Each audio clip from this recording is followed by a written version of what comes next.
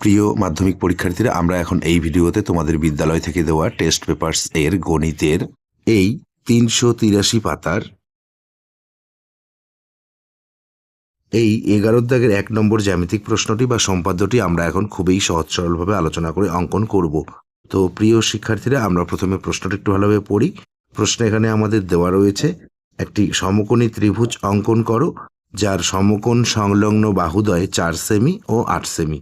এই ত্রিভুজের পরিবৃত্ত অঙ্কন করে পরিবেশাদের দৈর্ঘ্য মেপে লেখো। ঠিক আছে, খুবই সহজ। আমাদের এখানে একটি সমকোণী ত্রিভুজ অঙ্কন করতে বলা হয়েছে যার সমকোণ সংলগ্ন বাহুদ্বয়ের দৈর্ঘ্য দেওয়া রয়েছে 4 সেমি ও 8 সেমি। তারপর সেই সমকোণী ত্রিভুজে আমাদের পরিবৃত্ত অঙ্কন করতে বলা হয়েছে। পরিবৃত্ত অঙ্কন করে আমাদের পরিবেশাদের দৈর্ঘ্য মেপে লিখতে বলা হয়েছে। ঠিক আছে, তোমরা মনোযোগ সহকারে দেখো, অবশ্যই তোমরা ভালোভাবে বুঝতে পারবে।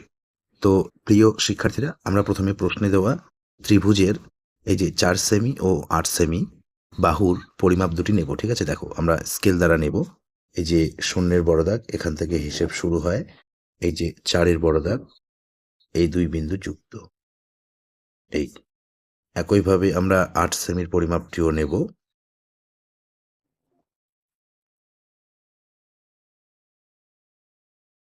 এই এটি হচ্ছে 4 সেমি, এটি হচ্ছে 8 সেমি। এখন আমরা এই খাতার পেজের মাঝে এখানে আমরা একটি রশ্মি নেব। তো রশ্মিটি আমরা অবশ্যই এই 8 সেমির থেকে বেশি নেব। ঠিক আছে, বড় নেব। দেখো এই আমরা প্রায় 12 সেমির মতো নিলাম। বাঁ দিকে বিন্দু করি, নাম দিই আমরা এখানে বি।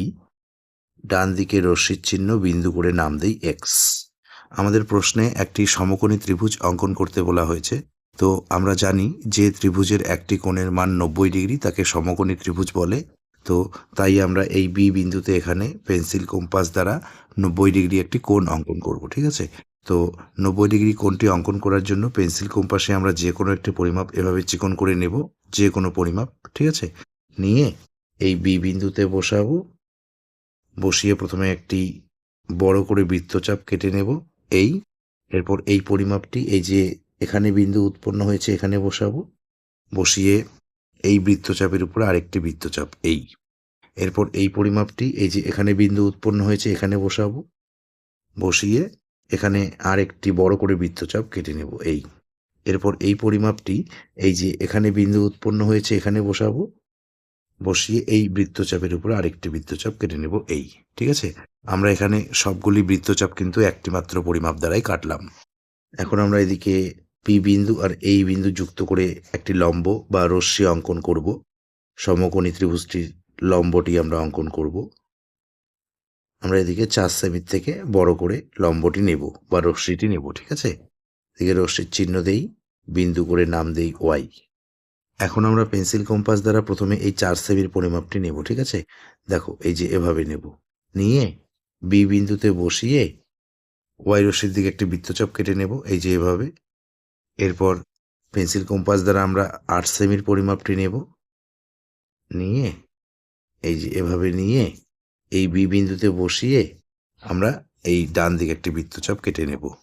আমাদের প্রশ্নে বলে দেওয়া রয়েছে সমকোণী ত্রিভুজের সমকোণ সংলগ্ন বাহু দুটি হচ্ছে 4 সেমি আর 8 সেমি। ঠিক আছে, এই যে এটি সমকোণ মানে 90 ডিগ্রি, তার এই যে সমকোণ সংলগ্ন বাহু দুটি 4 সেমি 8 সেমি বলে দেওয়া রয়েছে। আমরা সেই হিসাবেই অঙ্কন করলাম। ঠিক আছে, এই যে এখানে বিন্দু উৎপন্ন হবে, এখানে আমরা নাম দেই এ। এখানে বিন্দু উৎপন্ন হবে, এখানে আমরা নাম দেই সি। এখন আমরা স্কেল দ্বারা এই এ আর সি বিন্দু দুটি যুক্ত করে দেই। আমরা এই যে এ বি সি সমকোণী ত্রিভুজটি অঙ্কন করলাম। ঠিক আছে, এটি হচ্ছে 8 সেমি, এটি আমরা লিখে দেই। এই বাহুটি হচ্ছে 4 সেমি আর এটি হচ্ছে 90 ডিগ্রি। এখন আমরা এই সমকোণী ত্রিভুজটির পরিবৃত্ত অঙ্কন করব। ঠিক আছে, তো পরিবৃত্তটি অঙ্কন করার জন্য আমরা এই ত্রিভুজের এ বি আর বিসি বাহু দুটিকে সমদ্বিখণ্ডিত করব, মানে সমান 2 ভাগে ভাগ করব। তো তার জন্য দেখো আমরা প্রথমে এই বিসি বাহুটিকে সমদ্বিখণ্ডিত করি। তার জন্য আমরা পেন্সিল কম্পাস দ্বারা এই বিসি বাহুর দৈর্ঘ্যের অর্ধেকের বেশি নেব, আইডিয়া করে পরিমাপ নেব। ঠিক আছে, অর্ধেকের বেশির পরিমাপ নেব। এই যে এভাবে পেন্সিল কম্পাসের কাঁটাটি আমাদের সি বিন্দুতে বসানো রয়েছে। আমরা অর্ধেকের বেশি পরিমাপ নিয়ে উপরে একটি বৃত্তচাপ কাটবো, এবং নিচে একটি বৃত্তচাপ কাটবো। এই পরিমাপটি আমরা এই বি বিন্দুতে বসাবো, বসিয়ে উপরের বৃত্তচাপের উপরে আরেকটি বৃত্তচাপ এবং নিচের বৃত্তচাপের উপরে আরেকটি বৃত্তচাপ। এখন আমরা স্কেল দ্বারা এই বিন্দু আর এই বিন্দু যুক্ত করে দেব। ঠিক আছে, দেখো এই বিন্দুর নাম দিই আমরা এখানে পি, এই বিন্দুর নাম দিই আমরা কিউ। একইভাবে আমরা এই এ বি বাহুটিকেও সমদ্বিখণ্ডিত করব। আমরা পেন্সিল কম্পাস দ্বারা অর্ধেকের বেশির পরিমাপ নেব, এই যে এভাবে। ঠিক আছে, নিয়ে বি বিন্দুতে বসানো রয়েছে কাঁটাটি, আমরা বাঁ দিকে একটি বৃত্তচাপ কাটবো এবং ডান দিকে একটি বৃত্তচাপ কাটবো। এই পরিমাপটি আমরা এই এ বিন্দুতে বসাবো, বসিয়ে এই বৃত্তচাপের উপরে আরেকটি বৃত্তচাপ এবং এই বৃত্তচাপের উপরে আরেকটি বৃত্তচাপ। একইভাবে আমরা স্কেল দ্বারা এই বিন্দু আর এই বিন্দু যুক্ত করে দেব। দেখো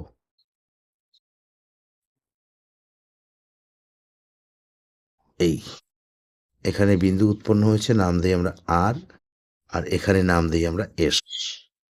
আমরা এখানে এই যে বিসি বাহুর সমদ্বিখণ্ডক আর এবি বাহুর সমদ্বিখণ্ডক অঙ্কন করলাম। ঠিক আছে, এই দুটি সমদ্বিখণ্ডক পরস্পর এই যে এখানে ছেদ করেছে, এখানে বিন্দু উৎপন্ন হয়েছে, এখানে আমার নাম দেই ও।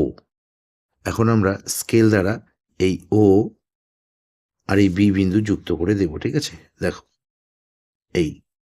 এখন আমরা পেন্সিল কম্পাস দ্বারা এই ও আর বি দৈর্ঘ্যের পরিমাপ নেব, এই যে এভাবে নেব। ঠিক আছে, নিয়ে আমরা এখানে এই পেন্সিল কম্পাসের কাঁটাটি এই ও বিন্দুতে বসিয়ে রেখে এখানে আমরা পরিবৃত্তটি অঙ্কন করব। দেখো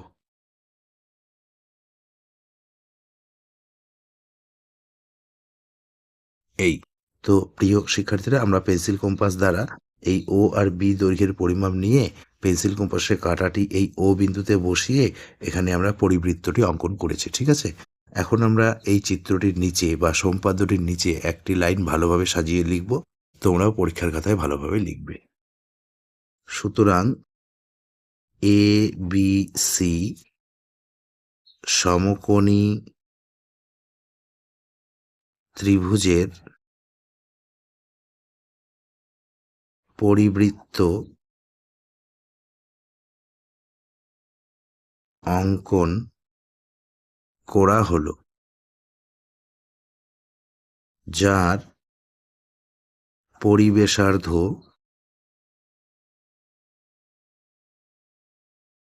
ও বি সমান, ও বির পরিমাপ আমরা স্কেল দ্বারা মেপে নেব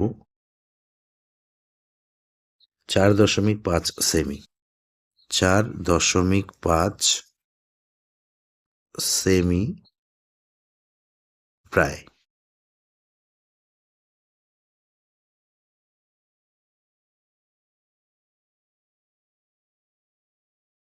তো প্রিয় শিক্ষার্থীরা, এই ভিডিওতে এ পর্যন্ত। ধন্যবাদ।